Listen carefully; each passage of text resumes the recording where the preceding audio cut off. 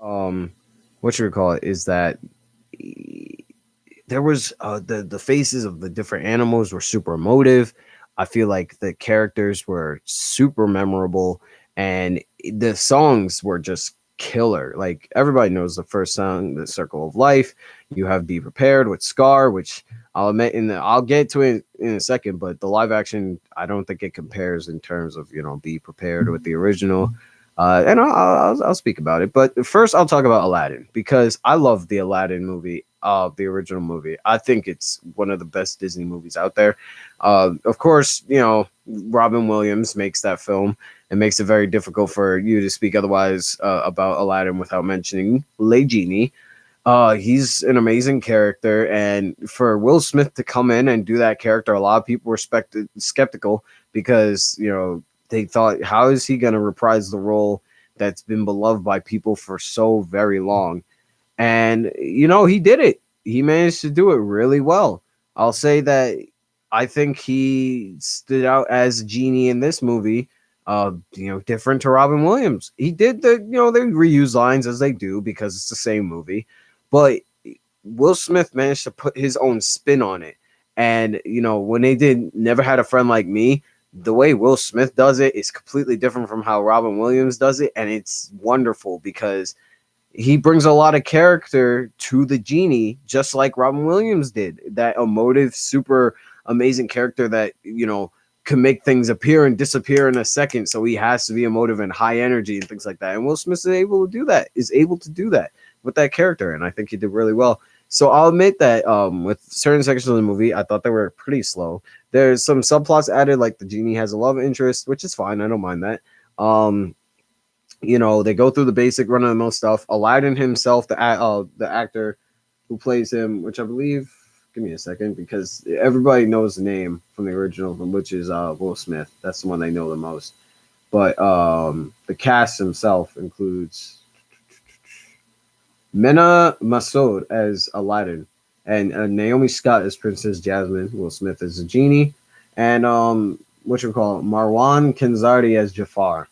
And I'll say that, while I didn't remember their names at first, I would say that Aladdin's actor did a amazing performance for him. Same humble guy, same, street rat at first, same aspiring to greatness kind of dude who, when he gets the lamp and he meets the genie at first, it's like, oh wow, I got three wishes. Well, let me use my head here and get myself out of this cave first before I burn any of the three wishes. Same kind of deal as the original Aladdin film. So the changes that come in, there's not many. Is there's certain things like Jafar, like the movie moves at a bit of a slower pace than the original. There's different sections where you go, oh yeah, that was in the original film. It's like, all right, I don't remember that. And towards the end, you kind of get the sense that, oh, they're trying to put a little bit of a spin on it to make it worth your time watching, but it's really just the same movie that you saw before with Will Smith. And one of my complaints was that when Jafar gets the lamp and Genie has to give him grant his wishes, that Robin Williams was very defiant in the way that he was gonna grant those wishes and things like that. And Will Smith doesn't really do that at first, and it makes it kind of difficult for me. He's just like, "Yes, my master." I'm like, you would usually follow that up with a quip or something like that to be like, yeah, all right, that kind of thing. Because Jafar's a bad guy. Jafar's actor is pretty good too. I don't think he really compares to the original actor from the first film, but he did a good job, and he definitely has the same emotion of like uh, grasping for power, want to be the most powerful, and being downright crazy.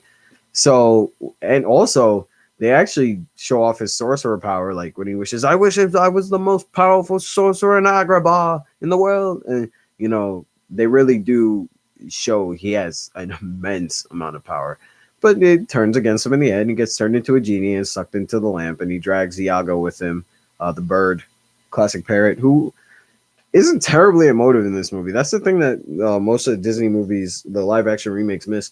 When they portray the animals that might have had some emotion in the previous movies, like Abu was fine because they made him less of a actual monkey and more of like, it's Abu. But Iago was just a parrot. There's nothing special about him in terms of like his character that was played by So yeah, Gilbert Gottfried when in the original movie, which I thought he did a fantastic performance because it's memorable. It's like anytime you hear Danny DeVito's voice as what you call it, the satyr from Hercules, it's memorable performances like that. So Aladdin as an overall film, I think was fine. You know, I enjoyed it. I enjoyed the genius performance. He did really well. It's the same film. You can't go into it expecting much to be different because it's the same film that you watched when you were a kid, and there's not much that's going to change in between then because there's not much that really should change. So if I was to give it on a scale like a 1 to 10, I'd say it's a solid 6 or 7. Uh, Again, I'm not a huge fan of the live action remakes, but you know this one gets a pass because it's taking a take on classic film. It's banking in on nostalgia, but it manages to be just a little bit different enough for me to not completely hate it. So, but I can't say the same for the Lion King. Really, I don't like how Disney is taking this approach to movies. Like, I feel like when they remake Pocahontas, they're gonna run into a lot of trouble, just like they're running into trouble with remaking Mulan. But the problems that with remaking those movies is cultural. The problems with remaking Lion King come from just being animated. The animated part of Lion King is what made it so amazing because in terms of animation, I don't think there was a single film out at that time that had that level of animation other than any other Disney film, really. And that's what made it so impressive. That's what made it so amazing. That's what put like Disney on the map is at, you know, Lion King being one of the greatest animated films of all time, just like how Pixar had its films in the early 2000s. But Lion King is emotive because, you know, of the way Scar differs from Mufasa in just his look as being like a darker, more sinister, more cut up kind of lion compared to Mufasa being this gallant Aslan type dude who's, you know, damn near god tier in terms of his abilities. You know, or I shouldn't say abilities, but rather presence. So when they brought this film to live action, they put a bunch of big names behind it. Of course, you had Beyonce was in there. You had John Oliver. You had Donald Glover. You had Alfred Wooder. You had Seth Rogen, of course. You had, you know, all these people come back. You even had the original actor for Mufasa come back to reprise his role. What you would call it? Let me see. Where's his name? Yeah, James Earl Jones. You had James Earl Jones come back to reprise his role as Mufasa with that amazing voice. But voices can only do so much when the characters you're playing don't seem to match up with the emotions that you're saying, you know? You would see Simba like say something when he was scared or mad or upset, but because it's on Lion's face, it's like on Lion Cub's face because of the realism, it doesn't feel like anything. Like you look at him, he's like, "Oh, he's so sad," but his face is like, it's like if I pretend to be sad with the straightest face you could ever see. Of course, you can't see my face, but you know what I mean. Um, and it made it, and it kind of killed the movie for me because there's points where like Scar talks, and Scar looks menacing like a lion always does, so he kind of gets a pass. But it didn't give the same emotion. Like I couldn't feel the same way I felt about these characters when I saw the first film. When I saw this one, like Mufasa's death, you know, Simba yelling, you see the anguish and everything on his face. This time you just see a lion cub. This lion cub's plain face, and makes it really hard for me to enjoy the film. The movie itself is fine. The music is fine. Everything else is fine, but you can't have a movie based off of animals emotion like animated animals, bring it to live action, and then none of those animated animals are there. Not Zazu, not Pumbaa, not Timon. Nobody in that movie really gave me the sense that I was watching The Lion King. It was like watching a National Geographic documentary. And I was really disappointed because I thought, you know, if they're really gonna try and come back and bring in you know, The Lion King as a live action remake and have all these stars behind the names, like you have Beyonce, like come on, you have James Earl Jones and John Oliver, you have freaking Seth Rogen in there, and you want to tell me you can't make, you had Hans Zimmer do the music. I just saw that. What? And you can't make it do that well. Of course, in the box office, it did pretty well, making $1.686 billion. Wow, dang. 1.6 billion. Nah, it's not bad. It's okay, but nothing compared to the original, of course. So my gripe with it isn't that the movie was bad per se. It's just that it feels soulless because of the way that the characters look in comparison to the original, and that's something that's unavoidable with live action. I understand that, but in that case, Disney, you shouldn't have remade it in the first place. So that's food for thought. But moving right along, my next thing I want to talk about, since I've already reviewed both of them, is I got the chance to. Oh wait, let me see, because I have the Switch Lite on here, Aladdin and the Lion King. Ah, so I'm a big Super Smash Brothers player. I've put a sizable amount of time into it in the past 4 years. I think I've really started to get into it in college. Like I just found out about it in my like senior year of high school, or how popular it was, and I never played it before. So when Smash 4 came out, my friends and I went bonkers. I couldn't share the same excitement for them, but my two friends, I think Steve and Sam, were super excited for the game. I was like, I've never played before. Let me give it a shot. It's completely different from any other fighting game I've ever played. It's an amazing experience. I love it. And Smash Ultimate came out like this past December, and I was super excited to see like this addition onto the series that I had gotten to understand, a love for in just in Smash 4 alone. So playing Ultimate this year, I tried to be competitive. I tried to get really good at the game. My main is Roy, one of the sword characters in the game, and I have a lot of fun playing it. But there's this feeling I get sometimes, that any competitive player from a fighting game will tell you, where you feel like you're stagnating. You always have those times where you lose a bunch and you feel like, I'm no good. Am I doing something wrong? What's wrong? Why can't I seem like I improve? Why can't I go better than going 0-2 at a tournament? And I'll say this, like, I have great friends who are really good at the game. I have one friend in particular who's amazing at it, to the point that it makes me question if I should even try and beat him sometimes, or try and face his best character sometimes, because I know I'm going to get mollywopped. So when you're faced with the odds of, like, you have really good players as friends and you want to get better at the game, and you go like tourneys and stuff like that, or even weeklies, which is like, I go to Encore Esports. I'm going to plug them right now. Encore Esports down in New Rock, right? It's right there on North Ave. Sorry, not North Ave. Off of North Ave. When you pass the big New Rock Center over there, it'd be right on the street right there. Go check it out. You can look it up online. They're a great place. They hold Smash tournaments on Thursdays, and they hold all variety of tournaments on weekdays. Tuesday, I know they do Dragon Ball Fighters. They do Street Fighter, play Melee. You can go there and play all manner of games with your friends. They have a bunch of setups. It's a fantastic place. Please go down there and show them some love. There's your plug. So, but like I was saying, yeah, I went to Encore on Thursdays with my friend in the past like year before, a lot, trying to get better at the game. So when Ultimate came out, I did something similar, and I had the same problem. I didn't feel like I was getting better, and I had this feeling, I'll never be good enough at this game to satisfy myself. I'm not interested in being like a top competitive player, like at the top echelon, like Zero, Nairo, and Ally and them.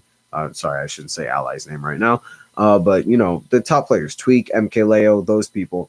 I'm not really interested in that. I'm more interested in just being, satisfied with my play, that I can play with my friends and beat them, or I can go to my locals, my weeklies, and sometimes, make top 8 or even win potentially. That's where I want to get, but that's not where I'm at. So to feel that kind of way all the time, and like, man, I'm not improving whatsoever. What do I do?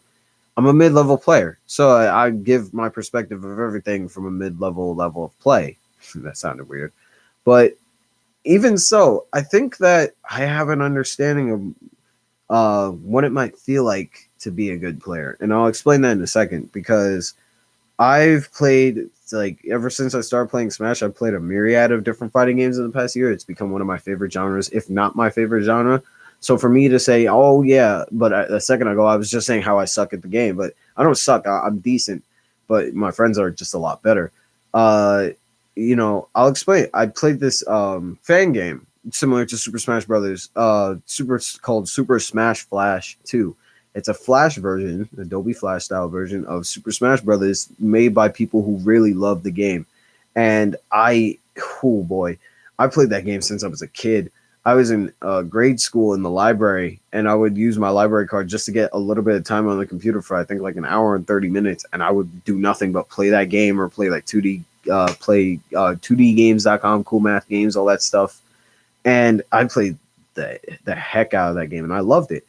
So when I finally found out that the game itself is based off of Super Smash Brothers, I was like, oh snap! Well, that's pretty cool, and I understand why Naruto's fighting Mario, because it's a fan game and people want to put characters they want to see in there. That's I think the only Smash game that had Goku before there was other fan games but they had Goku in there from the very start, just because people had always been asking to put Goku from Dragon Ball in there.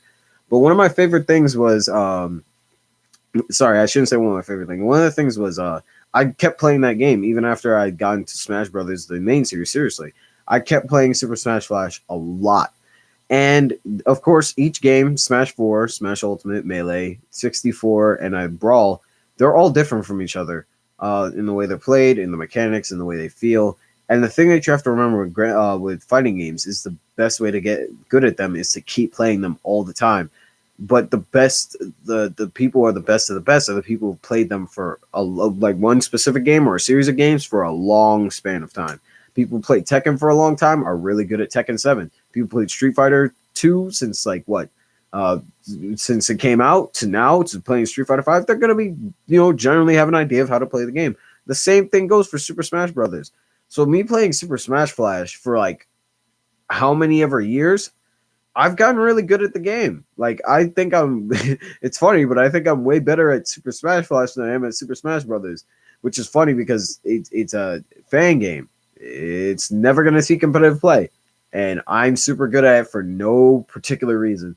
So in that game, I'm really good. In regular Smash Bros, I'm at the mid level. So sometimes I'll be playing the game and I feel like, oh man, I'm moving. Like this person can't even catch up to me, and you style on your opponent and things like that. And I feel like I understand what it is to be a good player in Smash Ultimate because you have this sense of confidence, rather, that you don't have, that I don't have when I play a game. You have the sense of confidence, like you pick up that controller or you play on the keyboard, because I play on the keyboard, like my laptop right here, I use it, and you'd be moving around and everything, you fight, and it comes naturally. You don't feel like, oh, I miss input here or I messed up here. You mess up sometimes, but most of the time it's natural. Everything's flowing. Everything flows so well because you've gotten so used to every aspect of the game. Every minute detail goes through your head, and you already know what to do with it. That's why you're able to do crazy combos. That's why you're able to know what your opponent's going to do next or what they're most likely to do next. And that's what I think people who are really good at Smash Ultimate probably feel like as well, because they have an understanding of the game that's on another level. Even if the game's only been out for a year, they've been playing Smash since they were kids. So it's very easy for them to fall into this mold of being really good.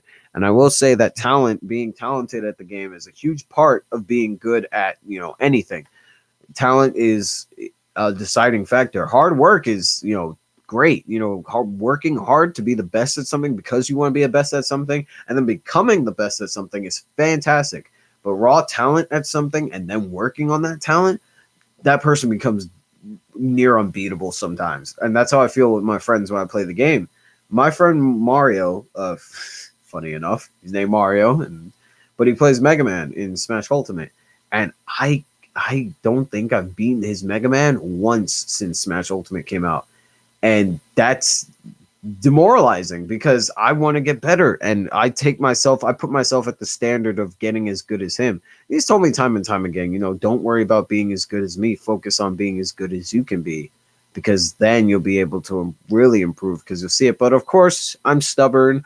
I compare myself to people just like anybody else does, so I always feel the need to put myself to a standard. So when I lose, I get to him specifically playing Mega Man, I get frustrated. And that frustration comes from a place of not like anger at him or anything like that. It's anger at myself because I want to get better. I want to be able to beat him and be on even terms and not feel like I'm wasting his time or stunting his growth by playing against him. And, he mollywops me really easily because he's really good at that character.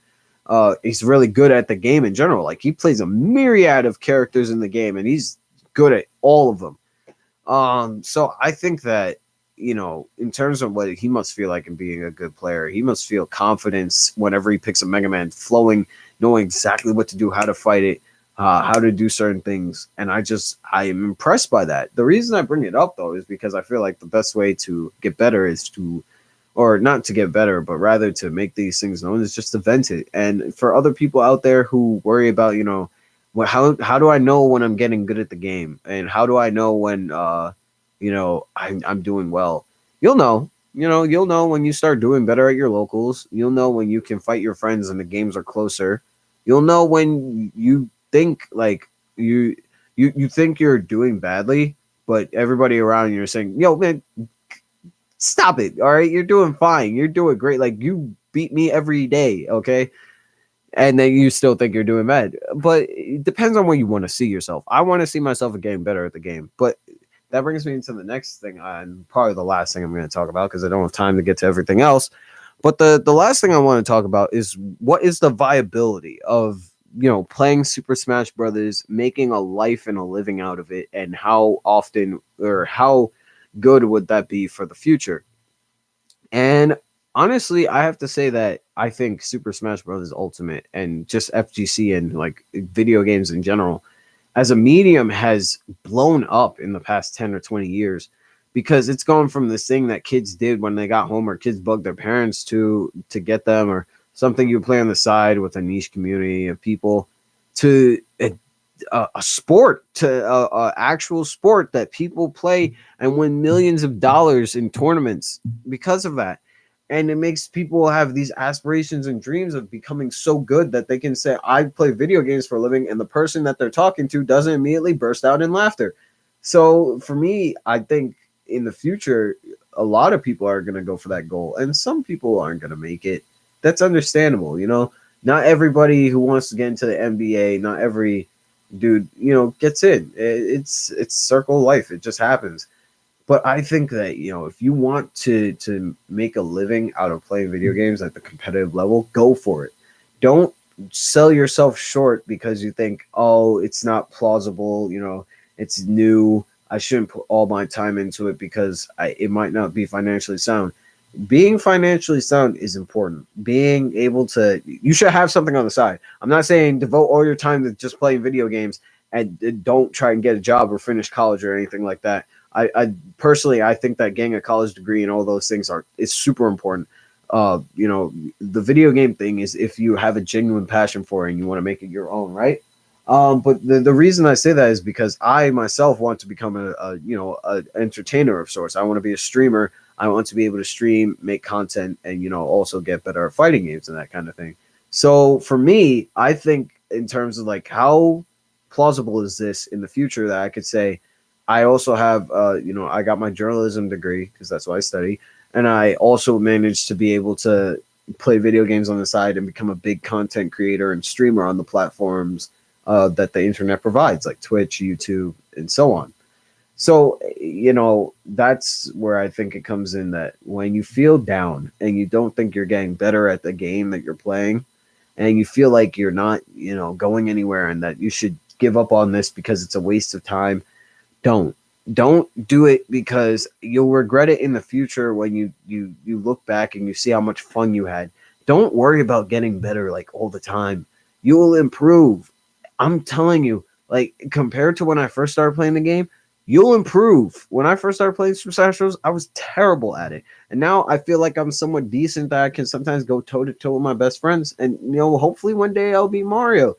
But for right now, I'm cruising. I'm not too concerned with, winning or doing better, because something my friend told me is that, something I learned rather, is that you don't learn anything from winning. You learn from losing. You got to lose in order to improve, because when you lose, you can look back and say, what did I do wrong? How did I, how did I lose? What can I do to improve? And when you can do that, those are the people that improve. Those are the people that do the best. The people that become winners are the people who lose the most. And I think I will leave you with that. I'm gonna plug my, Twitter. You can follow me on Twitter at Chef Roy D. The young chef. I post Pretty frequently, might be sus sometimes, but I have a lot of, Twitter's a pretty great platform for a lot of Spanish and everything, drama, artists, all that stuff. Like I said before, I have a Twitch channel where I'm gonna try to stream more regularly now. I finally got my whole setup working, so you can follow me on twitch.tv/chefroyrd. I'm also gonna start uploading onto YouTube, same thing like Young Chef. Um, Hopefully I could have all that stuff plugged in the future. I had a lot of fun doing this first show. I think we're probably gonna have a good time here. I'll bring in guests from time to time to talk about subjects and topics I like. If you have anything that you want to send me, you can email me at baaron278@gmail.com. That whole deal. Email me your questions. Maybe sometimes we could have people call into the show. I want to see how it progresses throughout the semester. But yeah, that's just the name of the game. I'll see you guys next time. Take care.